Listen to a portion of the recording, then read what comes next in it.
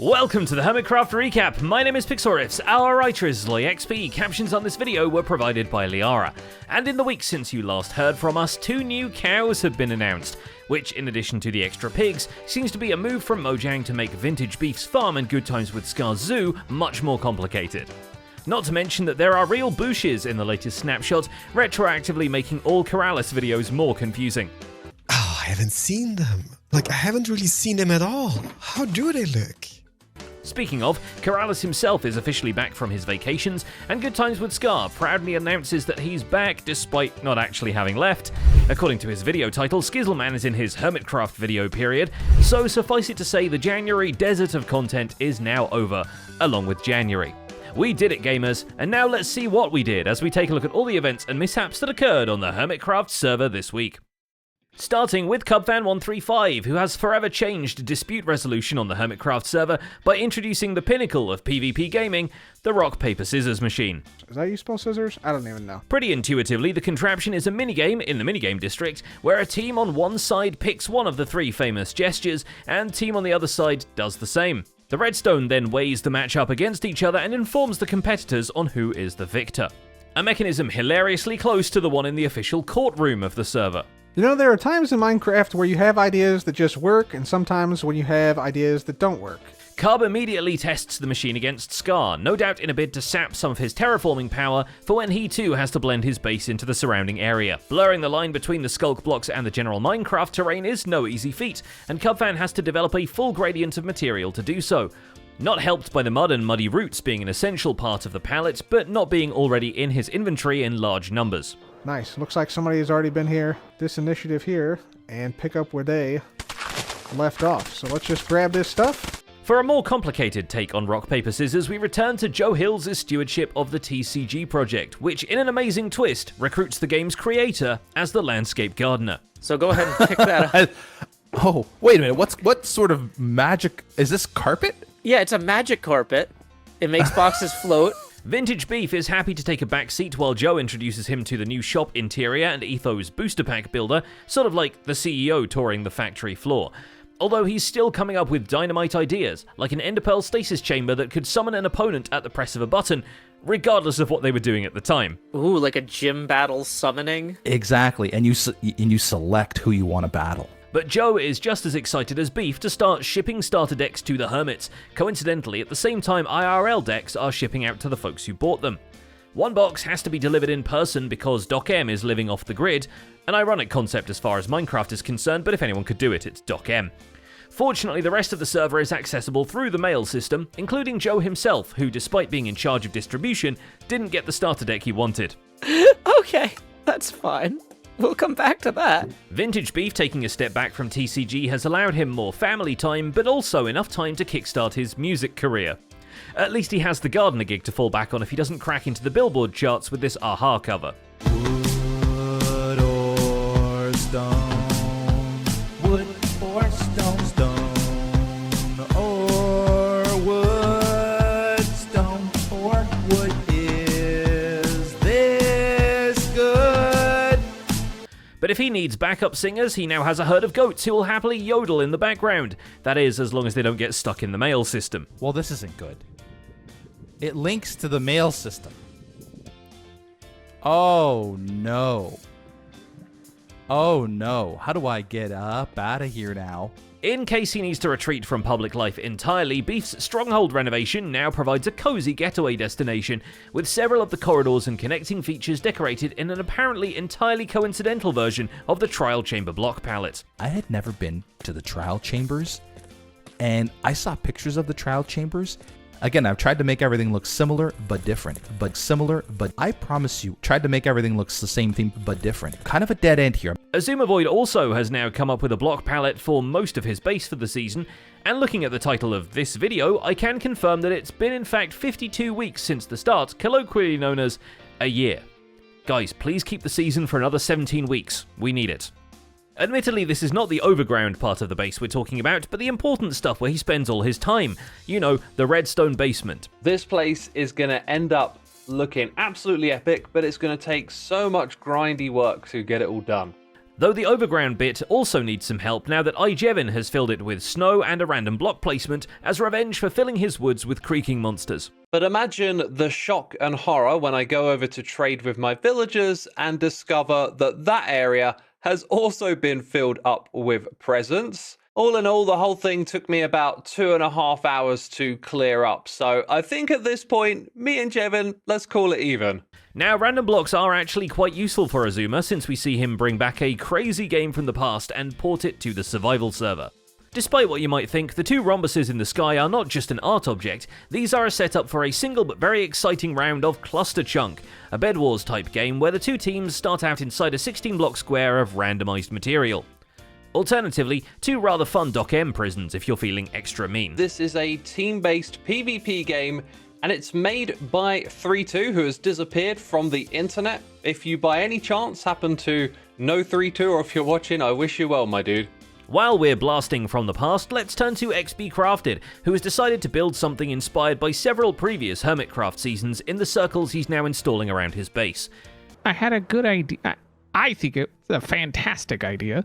The ring will be the same, but what's inside it will be different. To remind us of these previous builds, he takes viewers back to the Woodland Mansion of Season 5 and the floating sci-fi obelisk of Season 7, both of which also had guardians floating in them, so they'll fit right in at the location he has in mind.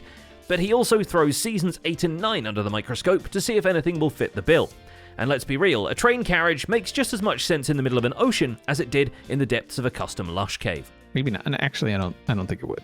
I think it would have to be resized. As for Season 10 XB Crafted, he is currently being fed to a shark as part of an armor stand diorama. And now XB is my base forever. Forever and ever? Well, kinda.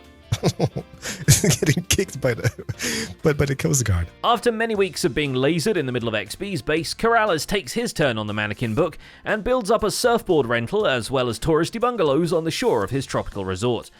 Off the shore, however, a version of him and his minigame friend are very epically being chased down by a pixel art shark. Turnaround is fair play, but they still meet up to play rock, paper, scissors together. Okay, I'm picking, and I've picked. How? You're cheaty hacks. Cheaty hacks. I'm just doing calculations, XB. Calculations. Rendog also does battle with the elements, adding a wind charge launch pad so he can actually leave his storage module without expending company resources on fireworks. That's pretty sweet. I mean, we don't get like super height out of this thing, but we do get to very quickly exit the hangar bay now whenever we need to. The Gigacorp Creaking Farm, aka the Reservoir. That's a great name that was suggested by a bunch of you guys, by the way. This is now officially known as the Reservoir. Only requires a bit of deforestation to get it working more adequately, but the makeover it gets over the next couple of videos is worth all the hassle. Especially since, with resin flooding in overnight, Ren gets to spend his days using it to get revenge. I mean, to be honest, Yeah. I kind of like the pink, and I'm going to use it now. It actually looks kind of sweet. Okay, cool. But Okay, cool. I mean, yeah. I need to make an episode, so I need a prank. Do you want to help me prank Cleo, please? You don't have to ask, Ray. You know this. Reliably informed that the pranking of his base with all the pink blocks was a zombie Cleo scheme, AKA my comment section of my last episode. Ren recruits False Symmetry to help him get vengeance, and together they spread the Gigapox to every surface of Cleo's base. Then, perhaps to establish an alibi, Ren spends an afternoon running around looking for anyone on the server who speaks droid. Oh, the theater kid is back. False herself has reason enough to prank back at Cleo since, until now, the eyeballed mushroom incident did actually remain unpunished.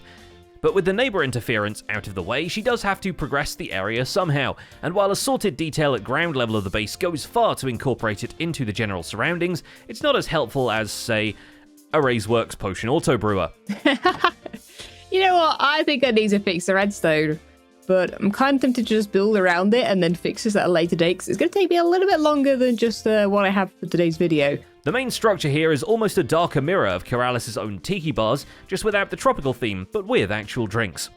And much like him, False is planning to populate the bar hut with armor stand customers and maybe a robot shopkeep, now that the robot drink mixer is finished.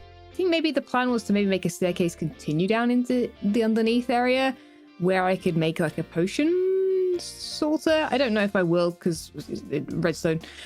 Still, while the make-pretend shoplets are flourishing all around, Scar returns to the shopping district to fulfill one of his final permits remaining after the Popo Poo Purge of 2024.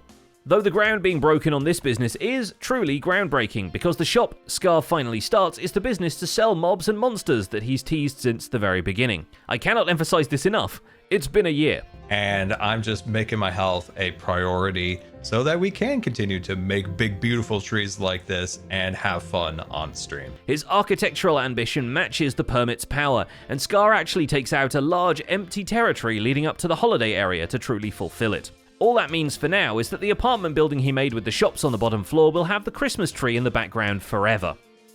Also, he might have to splurge for a Shulker repopulation program, since somewhere in the grind for the future lava deaths, the man has done an end raid so big he scored a chest full of elytras. I may have taken my gear up montage a little too far. The fate of the Yule tree is unclear at the moment, but it's safe to say it's here for a while, as the shopping officials haven't even decided if they should turn off the Christmas music yet. Jevin gets to bring that up with Cub, which is a very curious situation where one person who actually likes it asks the other person who actually likes it whether they should remove that thing that they both like. You want to take it down right now? Okay. Yeah, let's go do it. Right, let's go. False messaged me on Discord. She says, you need to take the music down in the shopping this instant. I'm like, I promise I will.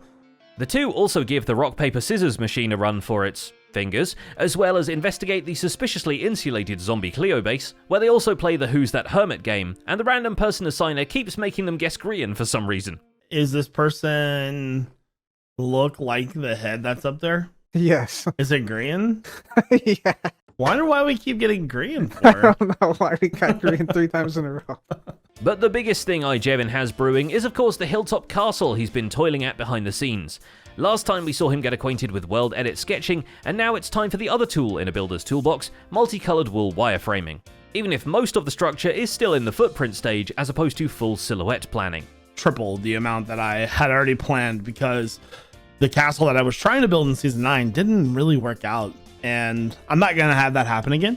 So although I liked those builds, this time I took a lot of care and detail into making this. Of all the minigames we expected to break, Impulse SV's Go Touch Grass was not one of them, but Mojang had other ideas, and items now slide faster down honey blocks, so Season 2 of the item fishing minigame will be a high-octane affair. I'm thinking at this point, we take these scores and we'll just change this. We'll call it Season 1.5, because we're not quite there yet. To rebalance the game and provide an even higher skill ceiling, Impulse adds a dropper that can occasionally throw out an extra fishing rod, letting players continue their hot streak, especially important now there are new trophies to play for. With minigames on the mind and Metro Mayhem awaiting installation of some seasonal dioramas by other hermits, Impulse turns his attention to the dropper game that begins in a central city tower and will end up at Bedrock once he's done blasting it out. So he introduces Skizzleman to the new TNT minecart-powered process, and anyway they started blasting. So far so good. Ah, stupid bat. Take it. Water. It's all fun and games until you take a minecart to the back, and a drown steals your equipment. But with that crisis averted, Impulse and Skiz consider going into the explosives business. I don't want either one of us. I want to do more of these everywhere. Because finally, there's Skizzleman, who is no stranger to TNT, now he's using it to farm mangrove wood. I'm going to put redstone here. And I'm just now realizing I haven't given it this exact test, so let's hope this works. See? Yes. There's no TNT in his sheep farm, but it is an explosion of color, which is good because he needs it to restock his portion of the wool shops and get banners going for the banner shop. The only remaining roadblock on that business is dye availability, which is nothing writing Pearlescent Moon a Popo citation won't fix. Citation! Get it done. While he's on a roll with the creative writing, Skiz also adds some new instructions to Tango's Hungry Hermits game in an attempt to preserve his high score for a while longer. And we're not going to snitch on him, because if it means we get to see cats' noses being booped, we are heavily in favor. He gets a lot of static for how many of these are here, so we're going to add some more. And that's about it for this week's recap. Our writer is LoyXP, and my name is Pixel Riffs. Captions on this video were provided by Liara. Don't forget to leave a like while you're still here, and subscribe so you won't miss future recaps. Thanks for watching, and we'll see you next week.